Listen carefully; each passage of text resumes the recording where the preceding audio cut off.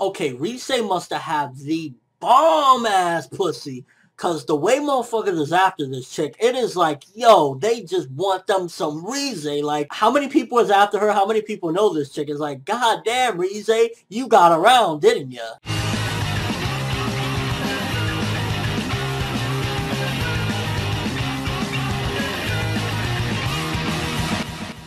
So more of a setup episode this week with Tokyo Ghoul. We got a little bit of the backstory of Mado, learning that he wasn't a complete piece of shit and he did care somewhat about his colleagues. I wish we would have got a little bit more context, and I'm hoping that there's still more to Mado than meets the eye, because it's kind of weird how in this flashback, when Amon first joined, he actually seemingly looked a little bit nicer, and ultimately we find out after the flashback that he was proud of Amon and he did care about him, but he never really showed it. I mean, he never went to one of his colleagues' funeral. He just acted like a complete dick to everyone. So it really makes you wonder just what the fuck is going on. I hope we dive even further into Mado's backstory and find out what is it that fucking just made him go nuts and act like the nut job that he is. I mean, he looked, again, a little bit more of a nicer person. I don't know. It's like Mado, something happened to his family or something really fucked up, because he's just like, what's going on, Mado? Why did you hide your feelings to the very end? And it seems like a lot of the ghouls might have been scared or something of Mado, or, you know, their task force in general, because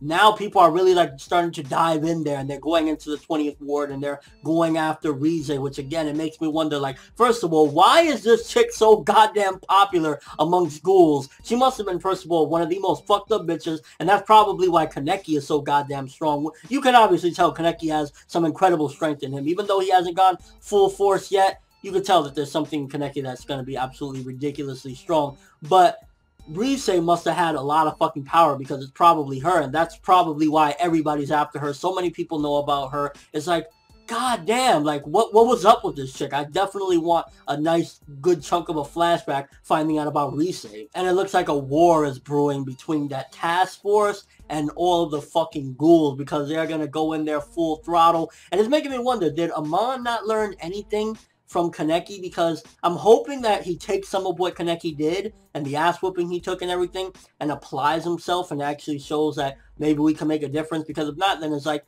all the events of what happened in last week's episode, what Kaneki did, was for nothing. I'm really hoping that Amon in this task force and in this war against the ghouls uses those lessons and says, okay, if we don't have to kill them, maybe we can capture them, maybe we can arrest them, maybe we can do something a little bit different. And then we get what I can only describe as the wretched egg from Dead Man Wonderland in this episode, fucking pickpockets Kaneki. And you see, like, there's like red lines all over this dude or chick, I don't know what the fuck that was. And it's making me think, is this just tattoos on that person?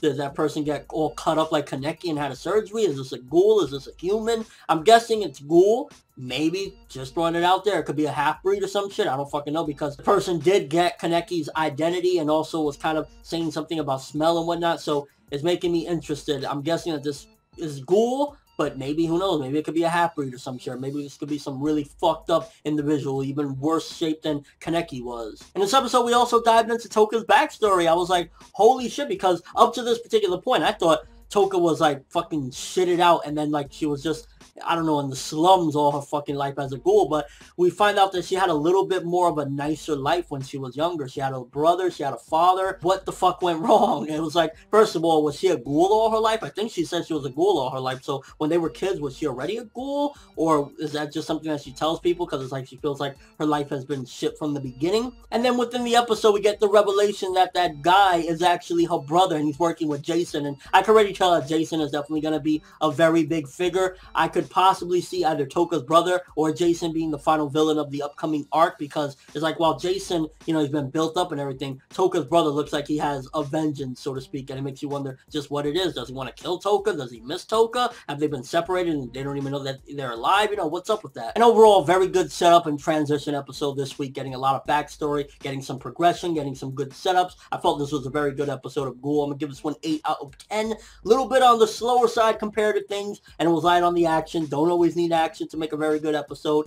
And yeah, getting some backstory on Touka is like, I want to know more about her life, and I also want to know more about Mado's life. I'm glad that Mado his death is seemingly holding a lot of weight onto Touka, and it's not just, oh, well, I forgot about it. She's actually really stressing over him being a family man. Imagine that ring was just something he got from like a brothel. That would be fucking hilarious, but wrong. And yeah, 8 out of 10, very good episode, but let me know what you guys think. What did you think about the twist in the episode with Touka's brother? Do you think she's gonna have to clash against him? Also, do you think that either him or Jason is gonna be the final villain of the upcoming arc? And what do you thought of this episode in general? But that's all I have for this review. Thanks for watching. Hope you enjoyed. If you liked anything I had to say or enjoyed the video, drop me a like. I'd greatly appreciate it. And if you haven't subscribed, if you could do so as well, that would be awesome. I'm ForneverWorld, and as always, people, have an awesome day.